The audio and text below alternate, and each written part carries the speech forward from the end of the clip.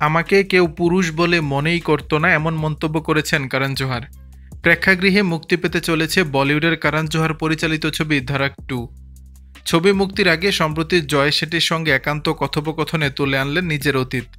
জানালেন, খুব ছোটবেলা থেকেই বুঝতে পারেন তিনি অন্য সবার চেয়ে আলাদা। আমি শুধু খেলতে চেয়েছিলাম, দলভুক্ত হতে চেয়েছিলাম, কিন্তু কেউ আমাকে নেয়নি, কারণ আমি নাকি ছেলে নই। আক্ষেপ করে এই কথাগুলো বলেছেন করণ জোহর নিজেই।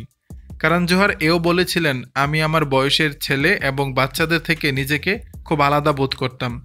আমাকে বলা হয়েছিল যে আমি একটু বেশি মেয়েলি, মেয়েদের মতো করে হাঁটতাম, দৌড়াতাম এবং ভিন্নভাবে কথা বলতাম। আমার জীবনের পছন্দ, আমার শখ সবই আলাদা ছিল। একাকিত্ব, বঞ্চনা আর প্রশ্নবিদ্ধ শৈশব নিয়ে বলতে বলতে এই প্রযোজক আরও বলেন, আমরা একটা অ্যাপার্টমেন্টে থাকতাম, সে সময় ওই অ্যাপার্টমেন্টের সব বাচ্চারা সন্ধ্যায় নিচে এসে খেলতো। আমি শুধু ওই ছেলেদের সঙ্গে থাকতে চাইতাম। আমি ফুটবল দলের অংশ হতে চেয়েছিলাম, আমি ক্রিকেট খেলতে চেয়েছিলাম, কিন্তু কেউ আমাকে দলে নেয়নি, কারণ আমি খেলাধুলায় ভালো ছিলাম না, আমি এতটা স্পোর্টি ছিলাম না, আমি ছেলে বা পুরুষ ছিলাম না।